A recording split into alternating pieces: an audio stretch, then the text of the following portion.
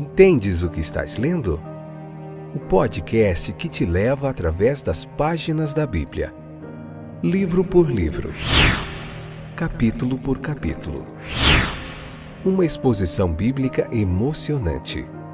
Aperte os cintos e embarque comigo nesta viagem.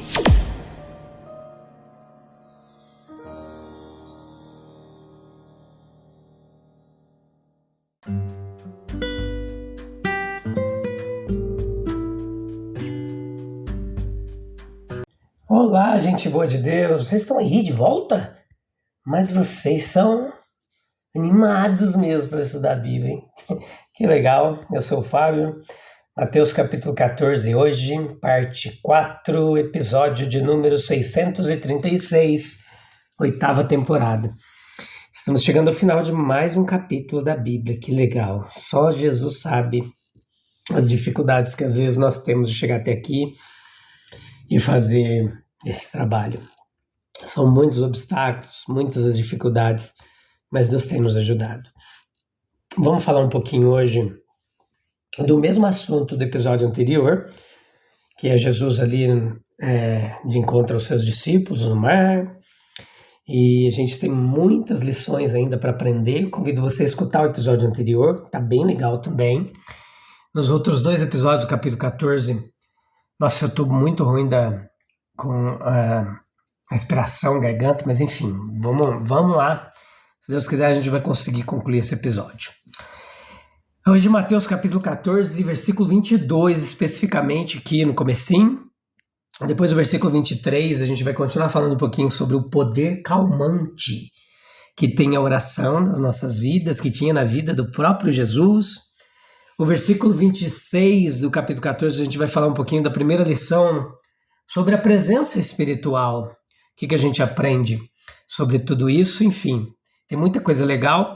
O versículo 34 ao 36 de Jesus encontrando e curando alguns enfermos também, muito interessante. Então, quando a noite estava chegando, Jesus insistiu com seus discípulos que retornassem para Cafarnaum, aqui, enquanto ele mandava o povo embora, ele despedia a multidão.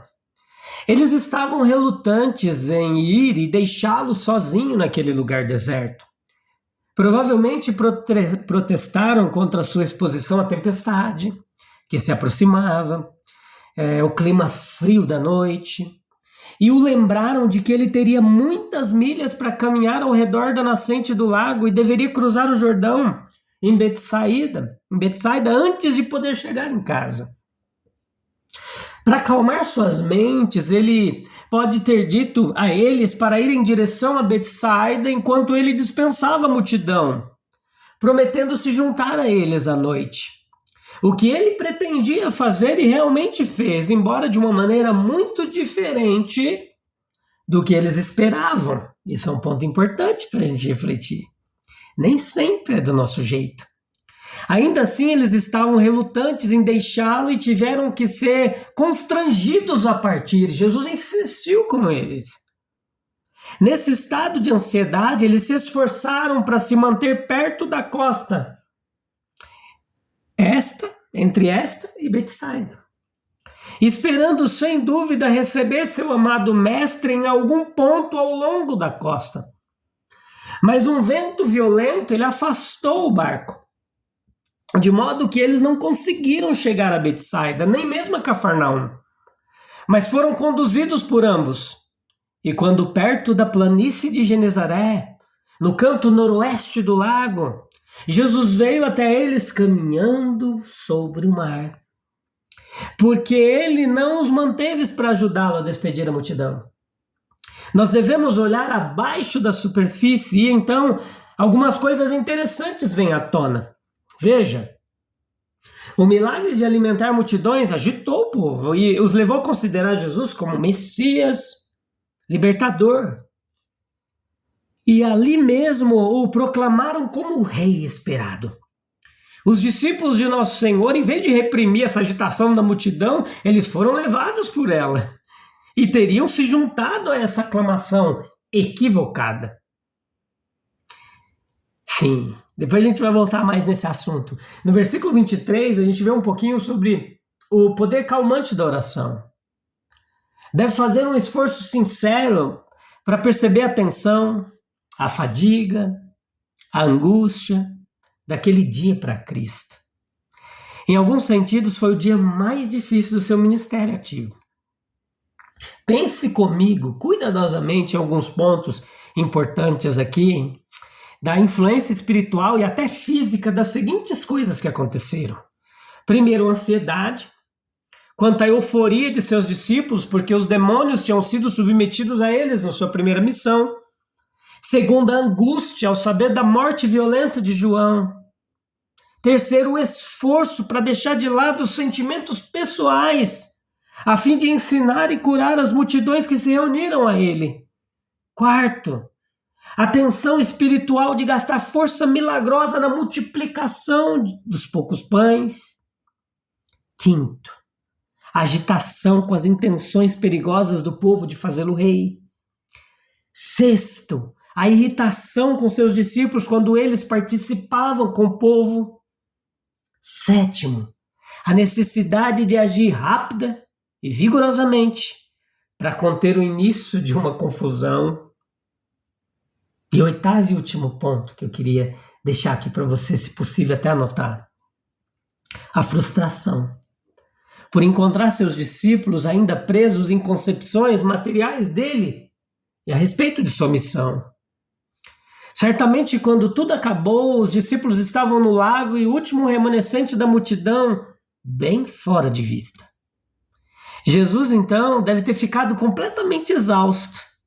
Precisava de algum bálsamo calmante e curativo. Aonde ele poderia obtê-lo? Ele sabia. Ele nos mostra o lugar de conforto. É o lugar da oração. A oração, ela acalma-nos, a nos permitir lançar nossos cuidados a Deus. A simples missão calmante da oração, ela não é frequentemente abordada. Ela é tratada demais como meio de obter algo de Deus. As suas melhores bênçãos podem ser ditas como as coisas boas que ela faz por nós, em vez das coisas boas que ela obtém para nós. A oração alivia, a oração acalma os preocupados, a oração acalma os inquietos, a oração acalma nossas emoções. E tudo porque significa apenas contar a Deus. E assim nós logo cairemos numa paz profunda que sua presença e simpatia sempre nos transmitem. A oração, ela nos acalma quando nos assegura que Deus se importa conosco. E isso necessariamente significa o domínio das circunstâncias que nos afligem. Nós estamos no meio de dificuldades, elas preocupam, elas parecem ser imensas, gigantescas. Nós vamos a Deus em oração, sentimos que Ele está conosco, governando e anulando se necessário. Somos acalmados e descansados pela certeza da promessa de que maior é aquele que é por nós do que todos ou do que tudo ou do que todas as coisas que podem ser contra nós. O versículo 26 nos traz uma lição muito importante sobre a presença espiritual. Versículo 26 desse capítulo 14. A resposta dos discípulos à visão de Jesus caminhando sobre o mar, ela revelou o fato de que eles compartilhavam os sentimentos supersticiosos de sua época. Eles disseram, é um espírito.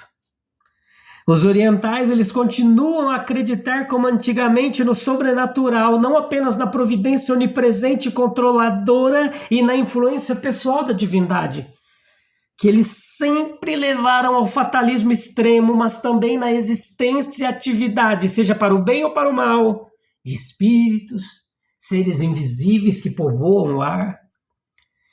O nosso Senhor, Ele desejava guiar seus discípulos a apreensões mais dignas das coisas espirituais, por meio da apreensão adequada de si mesmo, como um ser espiritual e um Messias espiritual.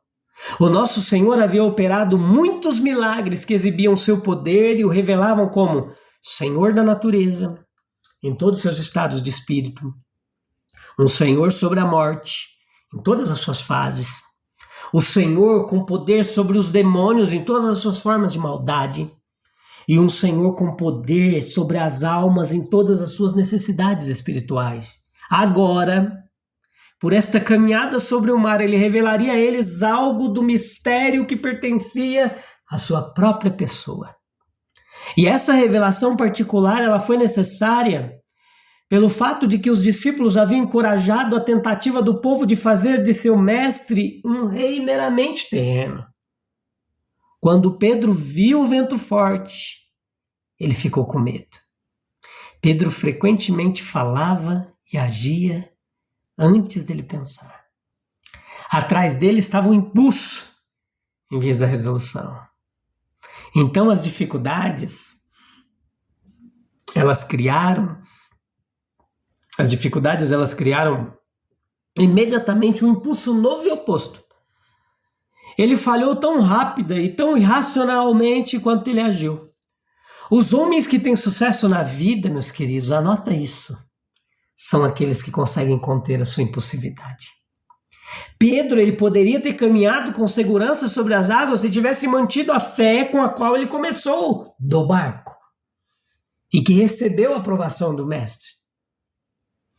Pedro, ele tentou, nós sabemos que é uma impossibilidade, não há nada que os homens considerem tão impossível quanto andar sobre o mar, embora já vimos algumas mágicas dessas. Os homens podem andar nas saliências mais estreitas dos penhascos mais altos, nas cordas mais finas, mas não sobre a água. Os egípcios, em seus hieróglifos, costumavam representar uma impossibilidade pintando a figura de um homem com os pés andando sobre o mar. Pedro viu essa impossibilidade superada pelo seu mestre. Um pensamento repentino tomou, ele gostaria de fazer o que seu mestre fez. Era o desejo de uma criança, mas demonstrava amor e confiança. O mestre disse, venha. E ele tentou fazer o impossível. Pedro começou a ter sucesso com a sua impossibilidade. Um homem pode caminhar firmemente por um lugar muito perigoso se ele olhar para o céu firme. Ele ficará tonto se aventurar a olhar ao redor ou para baixo. É assim sempre nas esferas espirituais. Pedros sempre podem caminhar com segurança, mesmo nas águas traiçoeiras, desde que olhem para cima e para longe, para o Cristo, firmemente. Eles falharão e cairão assim que olharem ao redor ou para baixo ou para dentro. E a razão é que o homem é forte quando se apoia em outro, mas fraco quando confia em si mesmo. O homem impossível, ele se apoia por um minuto e é forte. Então o impulso falha e ele é como Sansão, fraco como os outros homens. Pedro logo falhou com sua impossibilidade. Se ele pudesse ter mantido seu olho e mente fixos em Jesus, ele teria tido sucesso. Quando ele pensou no vento, o vento tomou o lugar de Jesus. Foi quando ele pensou no vento. Jesus acelerou a fé, o vento acelerou o medo.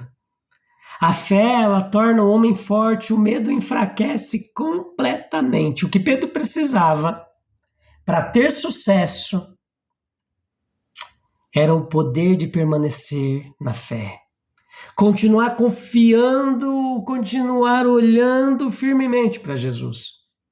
Pacientemente e persistentemente. Sim, era preciso. Versículo 34 ao 36, nós vemos que Jesus curou vários enfermos. E depois que Jesus veio até seus discípulos aflitos, andando sobre o mar e acalmou para eles a fúria da tempestade, com seu mestre agora em sua companhia, eles tiveram uma ida agradável para a terra de Genezaré. Os homens de Genezaré eles reconheceram Jesus assim que ele desembarcou em sua costa.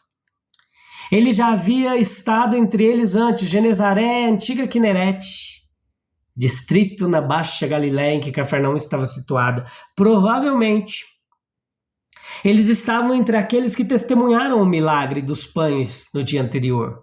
Os homens de Genezaré, eles não perderam tempo, mas enviaram imediatamente mensageiros por todas as partes do país ao redor para avisar os doentes que o que possuía poder para curá-los havia chegado. Aqueles que conhecem a Cristo devem pregá-lo. Se esses homens de Genezaré tivessem provado dos pães e que esse zelo fosse um efeito do milagre sobre eles, essa lição é sugerida, saber que a recepção interior da verdade, ela criará um desejo pela remoção do mal exterior. Quando a palavra entra no coração, ela renovará a vida.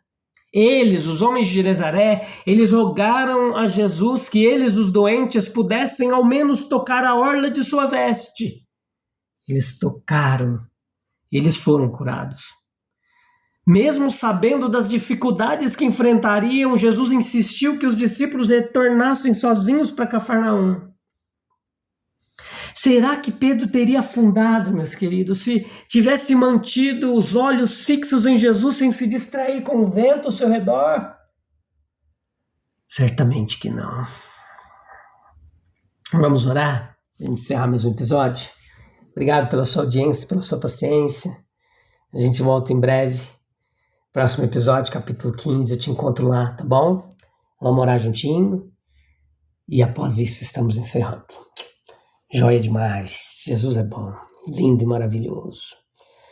Oh, meu Jesus querido, amigo da minha alma, companheiro das horas incertas. Assim como aqueles discípulos no mar tempestuoso, Senhor.